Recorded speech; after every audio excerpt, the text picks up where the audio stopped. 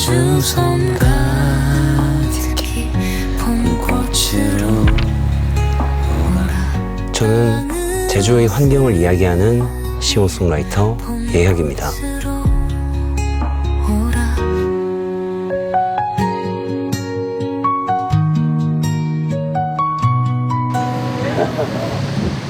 제주의 맨 동쪽 자, 그러면은 일단 우리가 이쪽으로 탐방이 시작됐는데요.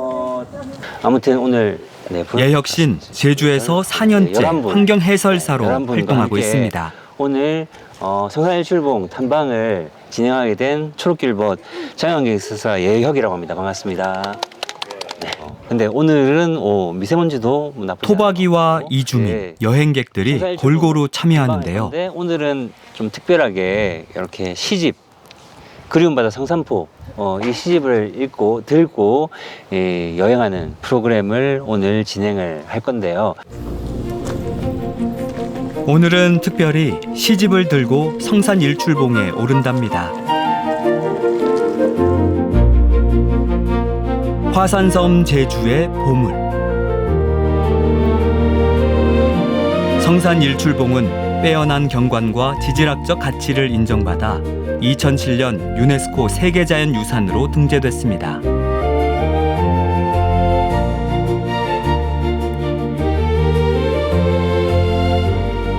몸풀기로 가볍게 갖는 퀴즈 시간. 도대체 성산일출봉은 언제쯤 만들어졌을까요? 제가 알기로는 좀 짧은 편인데 맞습니다. 대충 어느 정도일까요? 5,000년 정답! 정답입니다. 와, 큰 박수를. 6,700년 전에 두 번의 폭발이 있었어요. 그래서 그 6,700년 전에 해저에서의 두 번의 폭발 중에서 첫 번째 폭발이 지금 우리가 보고 있는 성산일출봉의 제일 기단 부분을 만들고, 이 두 번째 폭발이 지금 성산일출봉의 중간 부분을 만들고, 그런 다음에 화구가 이동해서 지금 이 성산일출봉 모습의 가운데 부분에서 마지막 폭발을 하게 됩니다. 그게 5,000년 전이에요. 경이로운 유산을 직접 눈으로 확인해 볼 차례입니다. 중턱에 이르면 독특한 모양의 커다란 바위가 시선을 사로잡는데요. 등경돌에도 여기도 이제 스토리가 있는데, 설문대 할망을 들어보셨을 거예요. 설문대 할망이 바다에서 흙을 퍼서 한라산을 만들었다, 뭐 이런 이야기들은 아마들 많이 들어보셨을 거예요. 이 설문대 할망이 되게 친환경적인 분이었거든요. 왜냐면은 옷이 한 벌밖에 없어요. 밤에는 그 옷의 헤어진 부분을 바느질을 해야 되겠죠. 그래서 바느질 할 때 등불을 등경돌 위에다가 세워놓고 바느질을 했다라는 그런 이야기가 나오는 바위인 거죠. 김통정 장군이라는 삼별초의 장군 이야기도 있는데, 그거는 여기 돌아가가지고 뒤편에서 한번 설명을 드릴게요. 바라보는 방향에 따라 다른 얼굴을 보여줍니다. 자, 여기서는 군사들을 호령하는 그런 돌이 바로 여기다, 뭐 이런 이야기가 있어요. 여기 위에 올라가가지고 올라갈 때 여기를, 지금 여기 파여있는 부분을 김통정의 발자국이라고, 김통정 장군을 약간 신적 인간으로 생각을 하는 거죠. 거기서는 그냥 단순하게 뭐 여기는 뭐가 있네, 백과사전 보면 다 나와 있는 그런 거 말고 좀 더 이야기 될 수 있는 것들, 사람들끼리 밥 먹으면서 친구들이랑 재미있게 대화 나눌 수 있는 그런 소재들을 자연에서 얻는다면은 이 제주도의 좀 더 매력을 깊이 있게 이해할 수 있고, 그게 결국에는 이 제주도나 혹은 우리 이 자연 전체에 대한 환경 보호 의식으로까지도 연결될 수 있다고 생각을 하거든요. 꽤나 가파른 오르막길이 이어지는데요. 드디어 정상입니다.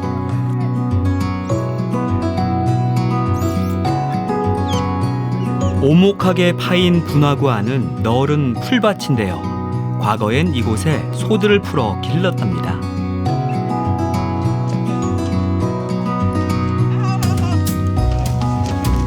풍경에 깃든 이야기를 알게 되니 성산일출봉이 새롭게 보이는데요. 저는 여행 때도 몇 번 오고 살면서도 몇 번 왔는데요.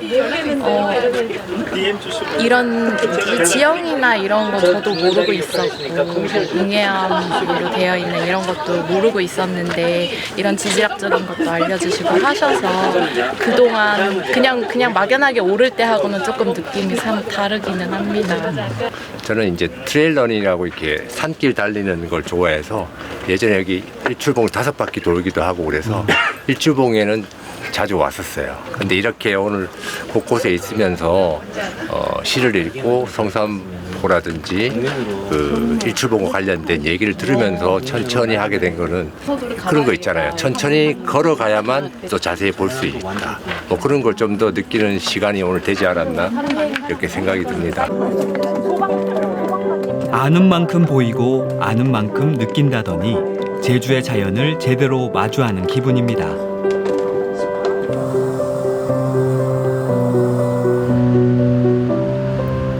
성산 일출봉이 바라다 보이는 해안가에 특별한 공간이 자리하고 있는데요.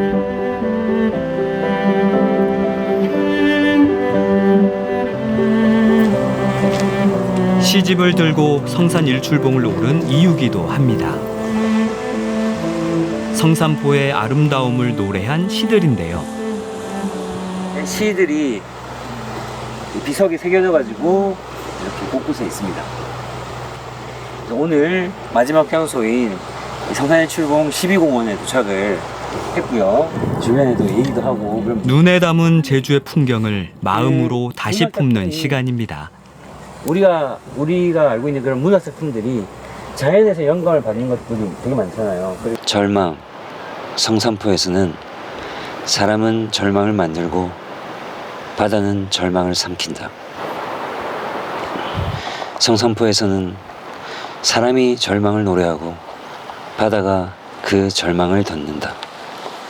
시집과 함께하면서 이분은 시를 쓰기 전까지, 시를 쓰기까지 이곳에 많이 머물렀겠다라는 생각이 들더라고요. 왜냐하면 저는 오늘 처음이다 보니까 모든 게 새로운 거예요. 그래서 어떤 단어가 떠오르지 않더라고요. 그냥 그 순간의 감동들이 이 안에서 머무르는 거를 느꼈거든요. 이 시인분이 요 성산일출봉 부근과 그리고 바다에 대해서 되게 사랑스러운 눈빛으로 많이 쳐다보신다는 걸 알게 됐어요. 그래서 저도 그냥 쓱 훑어보고 그냥 지나갈 수 있는 이 공간들이지만 다시 한번 좀 자세히 바라보고 또 새로운 감정들을 다시 느낄 수 있는 기회가 된 것 같아서 되게 좋았습니다. 오늘 긴 시간 동안 함께 해주셔서 감사하고요. 가시는 길 조심히 들어가시고요. 우리 마지막으로 요걸 들고 이렇게 사진을 한번 찍으면 어떨까 싶어요. 자, 제가 그리운 음면 성산포 해주세요. 네. 자, 그리운 성산포.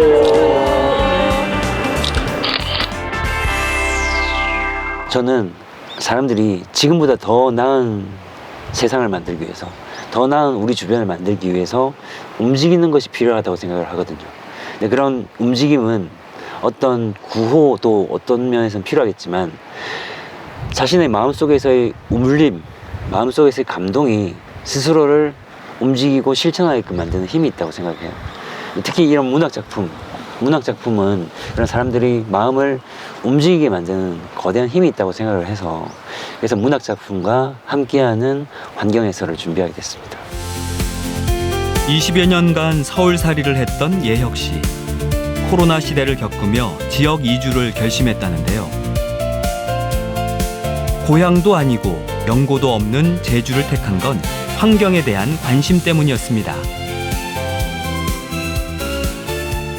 예술하는 사람으로서 다양한 곳에서 예술적인 영감을 받고 싶고 그런 면에서 이제 이미 살아본 곳 말고 또 새로운 곳에서 지내보면서 좀 예술적인 아이디어들을 얻고 싶었거든요. 그래서 저에게는 이제 제주가 새로운 곳이었기 때문에 제주를 선택하게 됐습니다.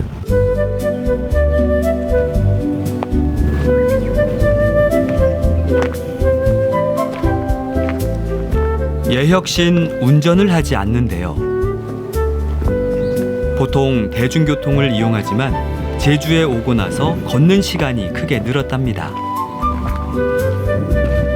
제주를 좀 더 깊이 느끼고 싶어서 운전을 안 하고 있어요. 바람도 느낄 수 있고 그리고 좀 더 많은 색감들, 많은 움직임들을 훨씬 더 세세하게 천천히 느끼고 그러면서 또 좀 더 깊이 생각해 볼 수 있는 시간이 있는 것 같아요. 동네에서 매일 지나다니는 곳. 4.3 당시 폐허가 된 마을터입니다.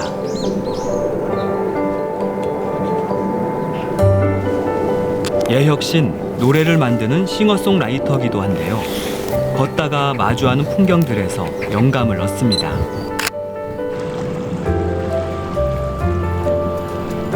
오랫동안 간직해온 꿈을 제주에 와서 본격적으로 펼치고 있죠. 환경 이야기를 담은 노래 초록해요가 고등학교 음악 교과서에 수록된 데 이어 작년엔 4.3 추모곡도 발표했습니다.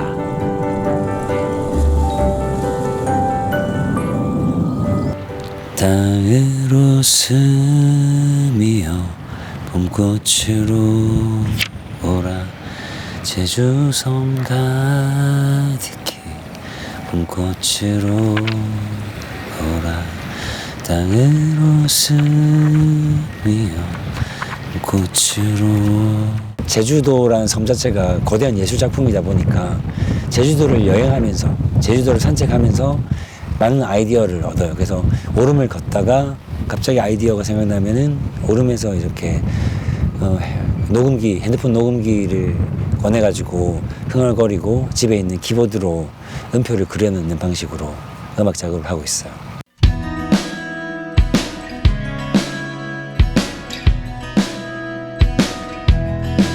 잿빛 하늘 망가진 숲 썩은 바다 그 안에 너와 나 그리고 죽어가는 생명들 초록해요 초록해요 시간이 별로 없어요 초록해요 초록해요 함께.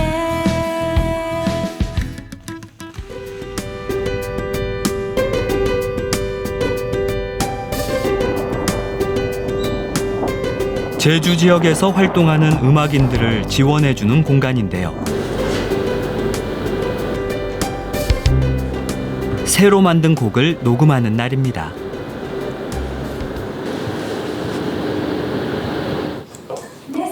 이번 노래엔 보컬이 따로 있다는데요. 트로트 가수로 활동 중인 하늘 씨입니다.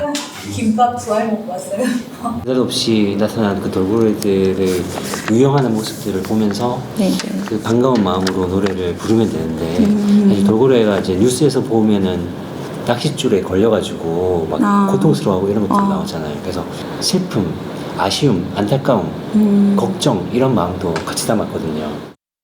원래 그 작곡가님이 어떤 노래를 하시는지 저랑은 좀 다른 부류의 노래를 하시는 거는 알고는 있었는데 부탁을 하셨을 때 제가 도와드릴 수 있는 일이면 언제든 흔쾌히 하겠다라는 마음을 갖고 있었기 때문에 그리고 그 취지 자체도 너무 좋았기 때문에 기꺼이 하게 되었고요. 돌고래는 하늘을 날아 드디어 녹음이 시작됐는데요. 가수의 역량을 끌어올리는 건 디렉터의 목. 돌고래는 노래가 되지 평화가 파도 치는 바다에 해초가 춤을 추는 바다에. 여기 음표에 있는 것보다 조금 더 살짝 느려서 부른다는 느낌으로 해주면 좋을 것 같아요. 이런 식으로. 머지않아 노래로 만나게 될 돌고래 이야기가 무척 기대됩니다. 파도 치는 바다에 해초가 춤을 추는 바다에 짙은 자연한 저 바다에 함께 부르는 노래가 되지. 돌고래가 제주도와 매우 친숙한 제주도와 뗄래야 뗄 수 없는 그런 동물이잖아요. 그런데 아쉽게도 돌고래들이 살 수 있는 환경이 지금 위협받고 있는 중이죠. 이 돌고래가 살기 어려운 환경은 사실은 사람들도 살기 어려운 환경이기도 하죠. 그래서 돌고래의 보전, 돌고래의 환경 보전은 곧 사람도 함께 웃을 수 있는 바다를 보전하는 일이라고 생각해요.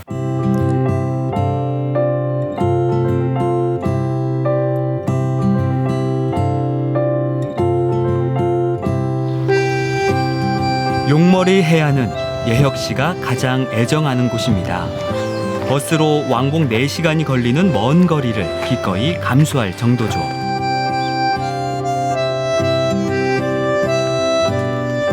그런데 정작 용머리 해안을 보려면 날씨 운이 따라야 합니다.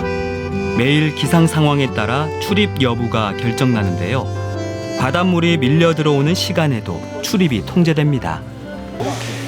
한 20년 정도 전에는 밀물이 들어서 만조가 돼도 안에 들어갈 수 있었다고 해요. 근데 지금은 기후위기로 인해서 해수면이 점점 높아지다 보니까 조금만 만조가 들거나 파도가 조금만 들어도 지금처럼 이렇게 통제가 되는 거죠. 그래서 원래는 만조여도 상관이 없었던 게 기후위기로 인해서 이렇게 못 들어가게 되는 거니까 용머리 해안을 그래서 기후위기 1번지라고 부르거든요.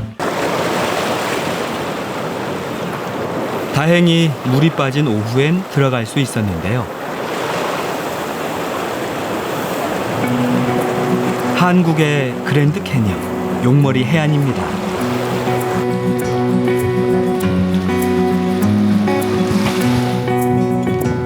환경 해설사인 예혁 씨에겐 눈앞에 펼쳐진 풍광보단 피부로 느끼는 기후 위기가 점점 더 크게 다가오는데요. 화산 폭발로 생긴 화산재가 오랜 세월 층층이 쌓여 이룬 절벽.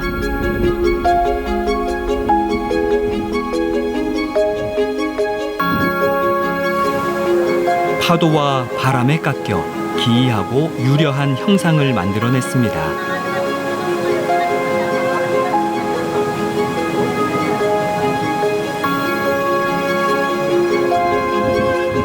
신비로운 풍광에 매료된 예혁 씨는 요즘 용머리 해안을 배경으로 SF 소설을 구상 중입니다. 용머리 해안은 제주도가 형성되던 초기에 생성된 화산체거든요. 그래서 많이들 제주도에서 가장 오래된 화산체다라고 이야기하는 곳입니다. 용머리 해안이 좀 특별한 이유 중에 하나는 이 아름다운 지형이 화산이 폭발한 지 약 일주일 정도 만에 이 거대한 화산체가 만들었다고 해요. 그 이후에 지금까지 약 100만 년의 시간 동안 파도에 깎이고 바람에 깎이고 그리고 빗물에 깎여가지고 이렇게 거대한 살아있는 예술작품을 만들게 되었습니다. 용머리 해안 같은 경우에는 다른 나라에 온 듯한 느낌 혹은 다른 행성에 온 듯한 느낌이 들어요. 그래서 이곳은 어떤 곳일까 신비한 느낌, 그래서 그런 매력들이 되게 다양한 영감들을 줄 수 있는 곳이죠. 그래서 그런 매력 때문에 좋아하게 됐습니다.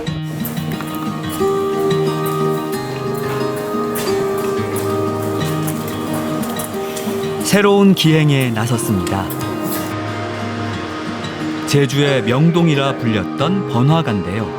제주의 근현대사가 깃든 장소입니다. 최초의 지방신문사가 여기 이 자리에 있었습니다.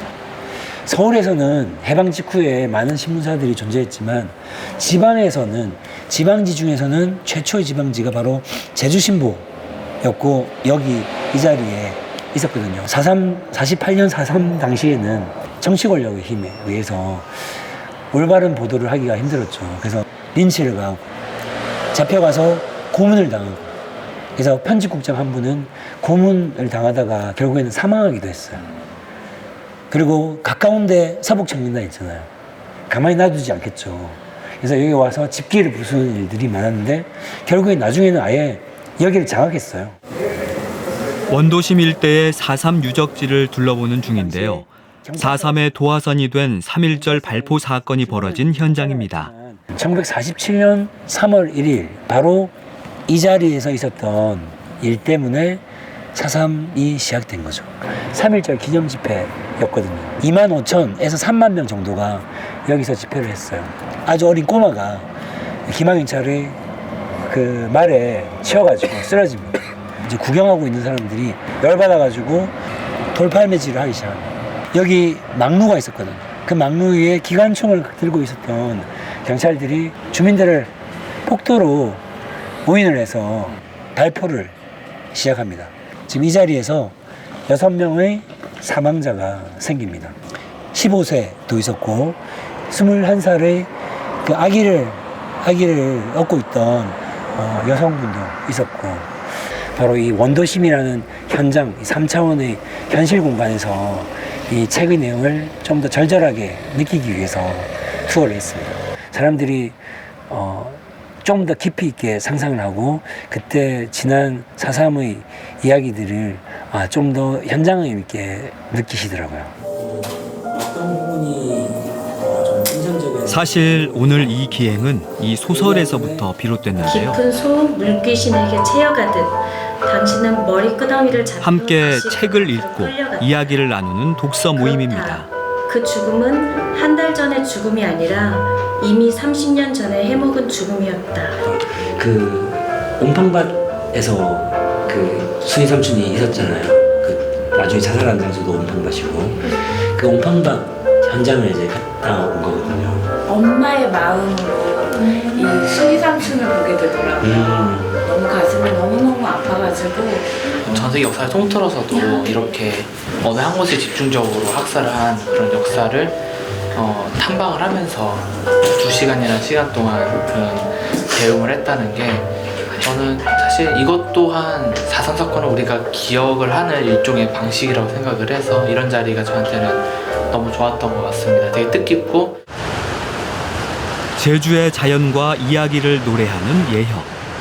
이제 더 많은 이들과 함께 더 오래 제주에서 살아보려 합니다. 제가 하는 활동이 크게 두 가지거든요. 하나는 이제 음악을 통해서 사람들의 마음을 치유하는 활동을 하고 있고요. 또 다른 활동은 자연 환경 해설을 통해서 이 자연이 치유되도록 노력하는 활동을 하고 있거든요. 그래서 치유라는 그 핵심적인 개념을 가지고 제주도에서 활동을 하고 있는데, 앞으로도 사람들의 마음을 치유하고 그리고 환경을 치유해 나가는 활동들을 해 나가려고 합니다. 제주에 살고 싶어요. 바다가 그리운 땅, 아무 버스에나 올라타도 나고행이죠.